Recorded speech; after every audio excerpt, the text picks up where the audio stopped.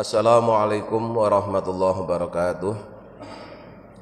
Bismillah, alhamdulillah, assalatu wassalamu ala rasulillah Sayyidina wa maulana Muhammad ibn Abdillah la nabiyya ba'dahu ala alihi wa man tabi'ah minat dunya ilal qiyamah. La haula wa la quwata illa billah ma ba'du.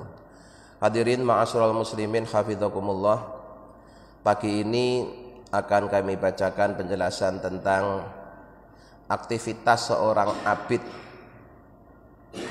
Pada pengajian yang lalu sudah kami bacakan penjelasan tentang aneka macam wirid sesuai dengan profesi seseorang, mulai dari orang yang alim, orang yang sedang belajar, seorang pekerja, seorang pejabat, dan juga orang yang mengkhususkan dirinya untuk hanya beribadah kepada Allah. Wa ammal abidu, adapun seorang ahli ibadah. Siapa yang disebut ahli ibadah itu? Wahwa, mereka adalah al-mutajarridu, orang yang mengkhususkan diri lil ibadati, untuk ibadah. Alladzi la sugla, yang tidak ada kesibukan lahu baginya ghairuha, selain ibadah. Jadi ada orang yang memang aktivitas keseluruhannya ibadah, tidak ada kesibukan lain selain ibadah.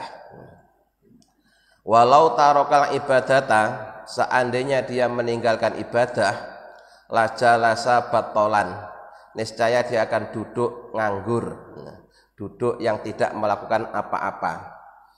Nah, untuk orang yang seperti ini, fahakuhu, maka haknya adalah ayastaghriqa, tenggelam, auqatahu, dalam seluruh waktunya, fi sholati, dalam menjalankan sholat, awil qiraati, atau baca Al-Quran. Jadi bagi seorang abid, seseorang yang mengkhususkan diri untuk beribadah, dengan kata lain tidak ada kesibukan selain ibadah, bahkan seandainya dia meninggalkan ibadah dia akan nganggur, maka tentunya amal soleh yang terbaik baginya adalah ya menenggelamkan diri dalam seluruh waktunya untuk sholat, baca Quran, baca tasbih, atau amal-amal soleh yang lainnya. Nah, nganggur ini pun juga sebenarnya akan bisa bernilaikan ketaatan jika ketika seseorang itu sedang nganggur, niatnya adalah menjauhi yang dilarang oleh Allah. Jadi nganggur, tidak melakukan apa-apa, itu pun juga akan bernilaikan ketaatan jika niatnya ketika dia nganggur itu meninggalkan yang dilarang oleh Allah. Ini pentingnya niat. Pentingnya niat. Jadi kalau tahu ilmunya, tahu niatnya, orang nganggur aja dinilai sebagai orang yang sedang taat. Ketika kita sedang nganggur tidak melakukan apa-apa, itu kan sebenarnya kita juga sekaligus tidak melakukan yang dilarang oleh Allah. Kita tidak sedang mencuri, tidak sedang menyakiti orang lain, tidak sedang berjudi, tidak sedang berzina, tidak sedang berbuat yang dilarang oleh Allah. Ya.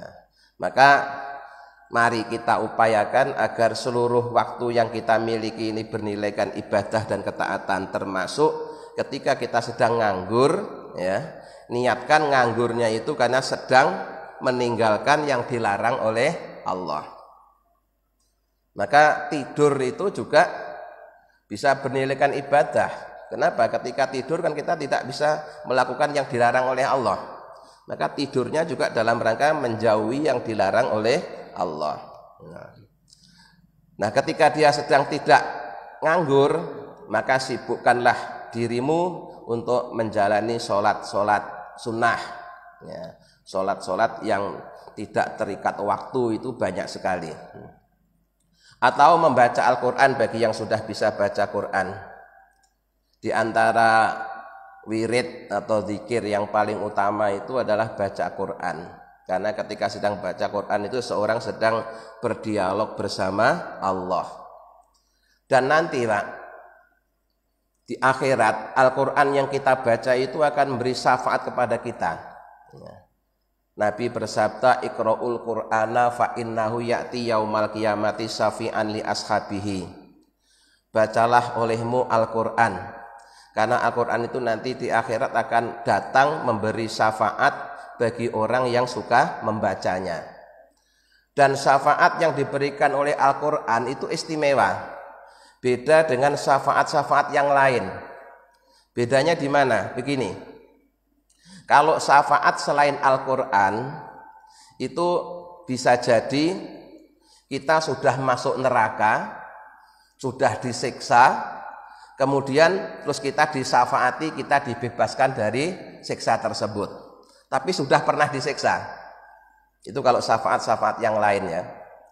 Tapi kalau syafaat Al-Quran itu dia sudah datang saat kita mau disiksa. Misalnya setelah kita nanti itu dihisab, ditimbang, diputuskan oleh Allah bahwa kita harus masuk neraka, misalkan begitu. Nah, ketika kita sedang digiring menuju neraka itu, kita akan dihadang oleh Al-Quran, ditolong oleh Al-Quran. Tidak jadi dimasukkan ke neraka, tapi kemudian diselamatkan oleh Al-Quran. Kenapa? Karena malaikat penjaga neraka itu juga nggak berani berhadapan dengan Al-Quran kalamullah. Nah, di enaknya atau istimewanya syafaat Al-Quran itu dia bukan menyelamatkan orang di neraka, tapi ya, mencegah seseorang untuk masuk neraka. Kalau syafaat-syafaat yang lain itu bisa jadi orang sudah digebuki di neraka berapa tahun gitu, dia baru datang kemudian ditolong. Ya lumayan masih dibebaskan. Tapi kalau Al-Quran, ketika ada seorang hamba mau digiring, dimasukkan ke dalam neraka, belum sampai dimasukkan, sudah diselamatkan oleh Al-Quran. Maka berbahagialah bagi yang sudah bisa baca Quran. Mari waktu-waktu kosongnya diisi untuk baca Al-Quran, supaya nanti kita dapat syafaat Al-Quran. Karena syafaat Al-Quran itu syafaat yang istimewa. Kalau yang lain itu baru menolong setelah bisa jadi kita sudah ada di neraka kemudian dibebaskan. Tapi kalau Al-Quran akan menolong kita seandainya kita sudah diputus mau dimasukkan neraka terus nggak jadi. Nah, itu kehebatan Al-Quran seperti itu. Karena Al-Quran adalah kalamullah. Terlebih bagi mereka yang hafal, ya, hafal surat Tabarok, itu akan dibebaskan dari siksa api neraka. Karena malaikat yang ditugaskan gebukin orang di neraka itu tidak berani menyiksa orang yang di dalamnya ada Al-Quran. Nah, awit tasbihi atau banyak membaca tasbih. Wa qiraatil Qur'ani dan membaca Al-Quran fi sholati di dalam sholat, qaiman sambil berdiri. Ma'at tadabburi disertai tadabbur, merenungkan makna-makna yang terkandung di dalam ayat yang sedang dibaca. Tentunya yang seperti ini ya, kalau mau berlama-lama silahkan dilakukan saat sholat sendirian. Kalau jadi imam jangan seperti itu. Kalau jadi imam kasihan makmumnya. Ya, jadi kalau pas sholat sendiri, sholat sunnah, silahkan ya. Bapak mau berlama-lama berdiri di dalam sholat karena membaca Al-Quran. Tapi kalau sedang jadi imam ya umumnya aja, umumnya seberapa gitu, tidak boleh berlama-lama karena kondisi jamaah itu berbeda-beda. Mungkin yang muda nggak masalah, tapi yang tua kadang kakinya bisa gemetaran kalau terlalu lama berdiri. Tapi yang muda yang kakinya masih kuat, dia juga nggak mau berlama-lama karena dia maunya yang cepat-cepat. Maka ya harus cari yang biasa. Itu kalau berjamaah. Tapi kalau mau sendirian silahkan, mau 1 rakaat 1 juz, 2 juz, 3 juz silahkan. Nah, tajma'u telah berkumpul apa al jami'u semua amal soleh. Jadi kalau orang sholat berdiri sambil baca Quran terus merenungkan makna yang terkandung di dalamnya, itu berarti dia telah mengumpulkan segala amal soleh. Karena seluruh yang ada pada dirinya ketika itu sedang beribadah. Fisiknya ibadah dalam bentuk berdiri, rukuk, sujud dan lainnya, itu fisiknya ya. Lesannya beribadah dalam bentuk membaca ayat-ayat suci, zikir dan doa. Kemudian hatinya merenungkan maknanya. Maka orang yang sholat ya, sholatnya sambil berdiri dan baca Quran disertai merenungkan maknanya itu telah mengumpulkan semua kebaikan. Walakin tetapi rubbama ta'assarul muwadzabatu ala dzalika. Terkadang melakukan yang seperti itu terasa sulit. Ya, karena tidak semua orang mampu melakukannya. Ada yang mampu merenungkan tapi tidak kuat berlama-lama. Ada yang kuat berlama-lama tapi tidak bisa merenungkan maknanya. Jadi yang bisa berlama-lama merenungkan maknanya itu tidak semua orang. Maka di sini katakan yang demikian itu terkadang sulit untuk menekuninya. Fal afdhalu, maka yang paling utama adalah yahtalifu, berbeda-beda, bihtilafi khalisasi, sesuai dengan kondisi masing-masing orang. Dengan demikian wiridan terbaik itu ya yang sesuai dengan kondisi masing-masing orang. Kalau dia seorang alim, wiridan terbaiknya ya ketika dia mengajar.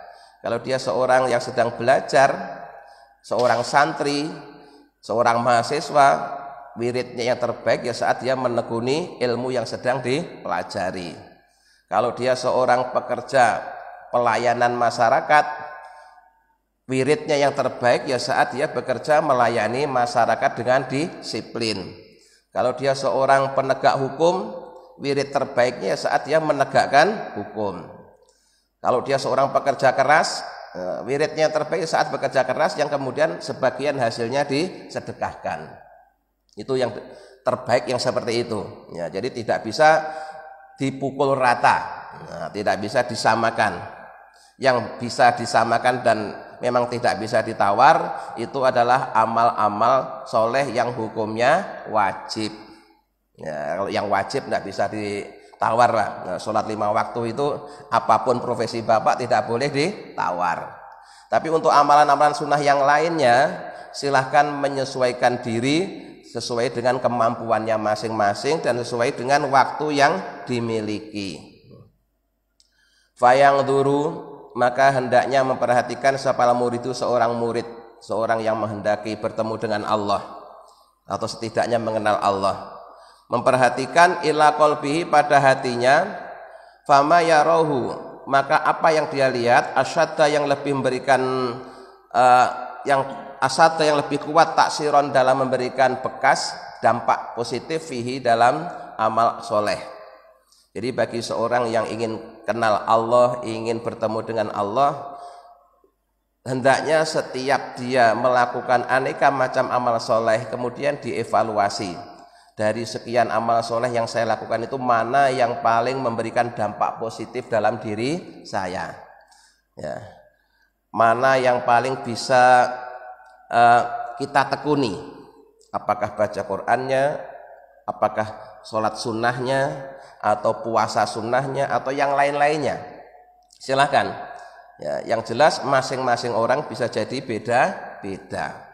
Cari mana yang paling bisa dijalankan dengan istiqomah, karena amal soleh yang terbaik itu yang dikerjakan dengan istiqomah ya, dengan istiqomah. Silahkan dirasakan ya, dari sekian amal soleh yang pernah dilakukan, silahkan dirasakan mana yang paling memberikan bekas di dalam hati. Fa inna maksudul aurati, karena sungguhnya yang dituju dari berbagai macam wirid, sekali lagi yang dimaksud dengan wirid itu bukan hanya sekedar bacaan, tapi segala amal soleh yang dilakukan secara rutin dan teratur. Nah, tujuannya semua wiridan itu sama, yaitu tazkiyatul qalbi, membersihkan hati, wa tathiruhu, dan mensucikan hati dari sifat-sifat tercela, dari perilaku-perilaku yang tidak baik. Karena kebaikan seorang itu dimulai dari hatinya. Maka orang sering dipuji dengan sebutan orang yang baik hati. Bukan baik tangan atau baik kaki, tapi baik hati, karena kebaikan seorang dimulai dari hatinya. Nah, semua wiridan tadi tujuannya adalah untuk memperbaiki hati. Kalau hatinya sudah baik, nanti perilakunya juga akan menjadi baik. Wa tahliyatuhu, dan menghiasinya bidzikrillah ta'ala, dengan zikir kepada Allah. Ya, zikir itu amal soleh yang tidak terikat oleh waktu, tidak terikat oleh cara, tidak terikat oleh tempat. Ya. Di dalam Al-Quran dikatakan wala dzikrullahi akbar, dan sungguh mengingat Allah itu adalah amal soleh, ibadah yang paling agung. Mengapa? Pertama, tidak terikat oleh waktu. Tidak ada waktu yang dilarang untuk berzikir. Kedua, tidak terikat oleh tempat. Tidak ada tempat yang dilarang untuk berzikir. Kapan saja, ya, di mana saja boleh. Kemudian tidak terikat oleh satu cara. Zikir itu bisa sambil berdiri, bisa sambil duduk, bisa sambil berbaring, bisa sambil bekerja. Yang penting, ya, hatinya selalu ingat dan menyebut-nyebut Allah. Wa idza ahassa, dan bila seorang merasakan bimalalatin, rasa bosan, minhu, dari satu jenis amal soleh, falyantakil, maka hendaklah dia pindah ila ghairihi, pada amal soleh yang lain. Jadi Allah sengaja menyediakan aneka macam amal soleh. Itu karena Allah tahu bahwa hambanya ini punya sifat jenuh atau bosan. Ya. Maka tuntunannya ketika kita jenuh melakukan satu jenis amal soleh, dianjurkan pindah amal soleh yang lain. Tapi tetap pindahnya itu dari amal soleh ke amal soleh yang lain. Ya. Yang tadinya baca Quran mungkin capek, ganti zikir, zikir capek ganti sholat, sholat capek ganti baca tasbih, begitu. Ya. Tetap muternya dari satu amal soleh ke amal soleh yang lain. Tapi sengaja dibeda-bedakan supaya orang itu tidak jenuh. Bahkan kalau dalam zikir bersama kadang-kadang kan ada sedikit lagunya, ya. Ada sedikit lagu dilakukan itu untuk apa? Ya supaya tidak bosan, tidak jenuh. Coba kalau Bapak baca la ilaha illallah itu tidak ada lagunya sama sekali, pasti jenuh sebentar aja. La ilaha illallah, la ilaha illallah, la ilaha, cuma gitu aja, gampang bosan. Tapi ketika ada sedikit iramanya, jadi bisa dinikmati. Walidha, maka dari itu kanal aswabu, yang paling benar adalah li aksaril khalqi, bagi semua kebanyakan orang adalah tauzi'u hadhil khairati, membagi aneka macam kebaikan. Oleh karena setiap orang punya sifat bosan, jenuh, ya, maka yang terbaik bagi semua orang adalah membagi aneka macam kebaikan. Jadi ketika satu dia sudah jenuh, pindah ke kebaikan yang kedua. Yang kedua jenuh, pindah yang ketiga. Ketiga jenuh, yang keempat, begitu seterusnya. Keempat jenuh, balik lagi yang ke satu. Alal auqati, atas beberapa waktu. Jadi setiap waktu punya amalan yang berbeda-beda. Kalau jam sekian aktivitasnya apa, jam sekian aktivitasnya apa, itu silahkan diatur sendiri, dijadwal sendiri, kemudian dijalani dengan istiqomah. Yang bisa jadi antara satu orang dengan yang lainnya berbeda, tidak harus sama. Karena sahabat Nabi pun juga berbeda-beda amal solehnya yang bersifat sunnah. Kama sabako, sebagaimana keterangan yang telah berlalu. Li'anal malala, karena sungguhnya sifat bosan atau jenuh, wal ghalibu ala tab'i, itu bisa mengalahkan karakter masing-masing orang, setiap orang. Ya. Jadi setiap orang punya sifat bosan. Maka supaya dia tidak bosan, dipindah. Fa idza faragta fansab. Nah, kalau dalam Al-Qur'annya seperti itu. Ketika kita selesai menjalankan satu aktivitas ini, pindahlah ke aktivitas yang berikutnya. Yang modelnya beda, bentuknya beda, tapi semuanya nilainya sama, sama-sama beribadah kepada Allah. Hadza ma fil ihya'i. Semua yang telah disampaikan itu merupakan nukilan dari kitab Ihya Ulumuddin. Jadi macam-macam wiridan berdasarkan macam-macam profesi orang, ya, itu keterangannya dinukil dari kitab Ihya Ulumuddin.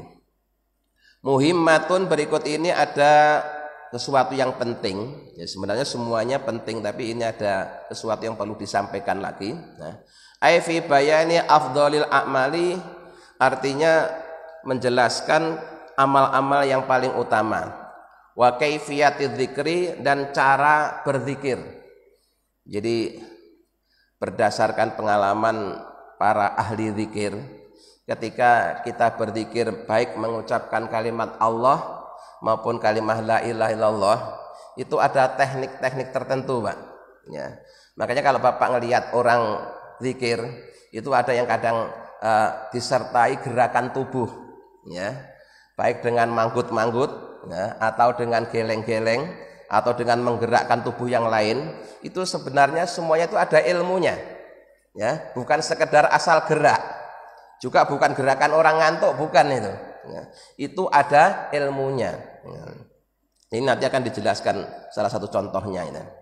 Wa bayanil mujahadati, dan menjelaskan mujahadah itu memerangi nafsu. Wahya hasilu mata qadama, dan ini merupakan kesimpulan dari semua yang telah dijelaskan. Nah, penjelasannya pertama dalam bentuk syair. Syairnya kitab Kifayatul Atqiyah itu lagunya begini. Qad ajma'al urafu julluhum ala anal afdhala ta'ati lillahil ula, hifdzun li anfasin yakunu khurujuha wa tukhuluha billahi fil mala'il khala, bisyati summal mati tahtu summa faw kusifatan lahu ma barzakhin fastakmila, au dzikri tahlilin wa dzikrul khafi min ghairi tahrikis safati badawala. Qad ajma'a, sungguh telah sepakat, sapa al-urrafu, orang-orang yang telah mengenal Allah, juluhum, yaitu para pembesarnya hamba Allah. Di hamba Allah yang punya kedudukan agung itu adalah orang-orang yang telah mengenal Allah. Semuanya sepakat ala anna afdhala ta'ati lillahil ula hifdzu li anfasin. Sesungguhnya ya, ketaatan kepada Allah yang nilainya paling tinggi itu adalah menjaga nafas. Ya, nafas kita ini loh, Pak. Ya. Dijaga. Artinya gimana maksudnya dijaga itu? Nafas ini anugerah Allah yang sangat berharga. Maka nafas itu harus disertai dengan ibadah. Jangan sampai nafas kita terlepas tanpa bernilaikan ibadah. Yakunu khurujuha wa tukhuluha billah. Usahakan nafas kita itu baik ketika masuk maupun ketika keluar bersamaan dengan menyebut asma Allah. Ya, ini yang sering dulu saya sampaikan bahwa zikir itu salah satu caranya bisa dibarengkan dengan tarikan nafas. Pas menghirup oksigen disertai zikir, pas mengeluarkannya juga disertai zikir. Karena itu merupakan anugerah yang sangat berharga dan selama ini oleh Allah diberikan kepada kita secara gratis, Pak. Iya, gratis. Terbukti kalau kita harus beli kan mahal. Dan hari ini di rumah sakit kan kesulitan, kekurangan oksigen. Ternyata yang selama ini kita hirup itu sesuatu yang sangat berharga. Buktinya apa? Kalau pas kita bermasalah, ya, dibawa ke rumah sakit, ternyata hanya untuk sekedar bisa bernafas, itu bayarannya mahal. Lah kita yang saat ini bisa bernafas dengan lega, tidak mau bersyukur. Ya, sudah dikasih nafas dengan enak seperti ini, nggak mau bersyukur. Padahal kalau harus beli mahal, rebutan, banyak yang tidak kebagian. Ya. Maka sebagai cara mensyukuri kita telah diberikan kemampuan untuk bernafas, usahakan setiap nafasmu itu bernilaikan ibadah. Baik ketika masuk maupun ketika keluar, sertai pula dengan ingat kepada Allah. Gitu. Sehingga sewaktu-waktu kita berhenti bernafas, berhenti dalam keadaan dzikrullah, menghembuskan nafas terakhir dengan menyebut asma Allah.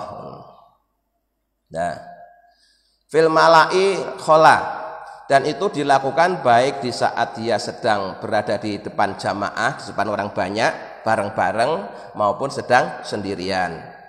Kemudian ketika mengucapkan kalimat Allah itu bisyaddi, dengan memperhatikan tasdidnya, sumal mati, kemudian memperhatikan mana yang harus dibaca panjang, mana yang pendek. Kemudian tahtu dimulai dari bawah pusar, summa fauku sampai ke atas kepala kita. Nah, maka nanti ekspresinya itu orang kalau zikir ada yang menunduk naik gitu. Itu sebenarnya tadi itu ya, narik nafas dari bawah pusar ke otak. Nah, ke otak. Nah, disertai nafas, disertai zikir. Sifatan sambil merenungkan semua sifat Allah. Ya, sifatan lahu. Jadi pas menyebut asma Allah, Allah, Allah, Allah gitu. Itu dalam hatinya sambil ya mensifati Allah. Nah, yang demikian itu akan lebih sempurna jika kita dapatkan melalui seorang guru, mursyid ya, mak barzakhin fastakmila. Jika kalian dibimbing oleh mursyid kalian tentang teknik berzikir, maka kalian akan mendapatkan zikir yang sempurna. Au zikri tahlilin, atau zikir la ilaha illallah. Jadi yang manggut-manggut tadi itu cukup Allah aja. Allah, Allah, Allah, Allah gitu. Karena ada orang yang zikirnya seperti itu kepalanya. Ada yang geleng-geleng, rumput bergoyang. Kata Ebit GAD, rumput bergoyang. Itu sesuai dengan yang dirasakan, Pak. Goyangan itu sesuai dengan yang dirasakan. Au zikri tahlilin, atau zikir tahlil la ilaha illallah. Wa dza zikrul khafi, dan yang demikian ini disebut zikir khafi. Maksud zikir khafi itu bagaimana? Min ghairi tahriki syafati. Zikir yang tanpa menggerakkan bibir. Artinya zikir di dalam hati saja. Jadi kelihatannya duduk diam ya, kepalanya manggut-manggut, itu ternyata dia hatinya sedang berzikir. Nah, jadi usahakan ya nafas kita itu bernilaikan ibadah. Nah, dulu dalam kajian kitab Minhajul Abidin pernah saya bacakan bahwa berapa kali sih orang itu dalam sehari semalam bernafas? Pernah ngitung nggak? Kita sehari ini berapa kali bernafas? Nggak pernah ngitung ya. Saking banyaknya nikmat Allah, kita tidak bakal bisa ngitung ya. Kalau mau dihitung-hitung, Pak, itu sekitar itu bisa kurang bisa lebih 22 sampai 23 ribu ya, untuk orang biasa ini tidak sedang sakit dan juga tidak sedang sesak napas. Itu dalam sehari semalam itu tidak kurang dari 22 sampai 23 ribu kali bernafas.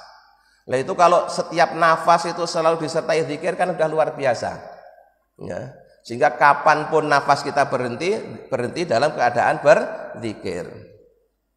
Jadi kalau begitu zikir kita masih kurang. Kita sehari itu bernafas 22 sampai 23 ribu. Zikirnya cuma berapa? Cuma 33 kali. Wah, masih banyak yang nganggur itu berarti ya, masih banyak yang nganggur. Maka usahakan. Dan ini akan bisa kalau kita latihan. Kita akan bisa kalau latihan. Nanti kalau sudah terlatih, Pak, Bapak hatinya selalu zikir, itu tidak hanya saat selesai sholat saja, sambil berjalan, ya, sambil bersepeda, sambil bekerja, itu hatinya terus begitu, ya. Allah, Allah, Allah, Allah gitu, ya. Jangan malah diganti duit. Nanti pas mati duit. Ya, ganti ya, latihan.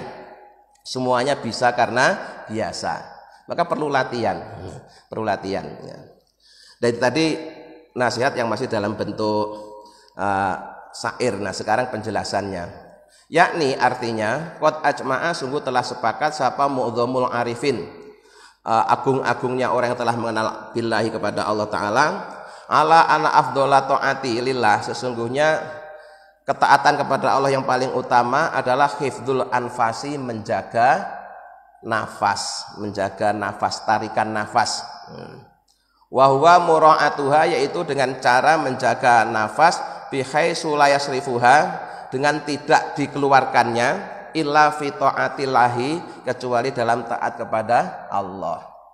Di nafas kita ini jangan sampai terlepas tanpa bernilaikan taat kepada Allah. Sayang kalau nafas kita terlepas begitu saja, karena nafas itu ternyata sesuatu yang sangat berharga ya. Selama kita masih bisa bernafas berarti kan masih hidup. Ini kalau sudah nggak bisa bernafas berarti sudah mati. Maka mari ya, nafas kita ini kita sertai zikrullah supaya tidak akan keluar dengan sia-sia atau terbuang sia-sia. Caranya bi'alla yahlu, seperti tidak menyepikan nafsun satu nafas minal anfasi, dari beberapa nafas, an dzikrillah ta'ala, dari mengingat Allah. Jadi jangan sampai satu nafas pun terlepas tanpa zikrullah. Itu selalu bersamaan dengan zikrullah, dan ini akan bisa kalau kita latihan bi ayyakuna khurujuha, seperti halnya keluarnya nafas, wa dukhuluha, dan masuknya nafas, bi qaulillah, dengan disertai ucapan Allah ya. Di pas masuk ya Allah, pas keluar Allah, Allah, Allah, Allah, Allah, Allah gitu. Tuh, enggak usah diucapkan ini ya, zikir khafi. Zikir khafi itu zikir yang tidak perlu diucapkan. Cuma kalau tidak saya ucapkan Bapak kan nggak dengar ya. Jadi saya mencontohkan yang diucapkan tadi itu supaya Bapak bisa mendengar. Karena kalau saya terus diam gitu terus itu ngapain, kan Bapak masih nanya-nanya ya. Jadi zikir khafi itu zikir yang dibarengkan dengan masuk dan keluarnya nafas. Nah, dibarengkan dengan mengingat asma Allah. Kalau ditampakkan, dijalikan, ya tadi itu Allah, Allah, Allah, Allah.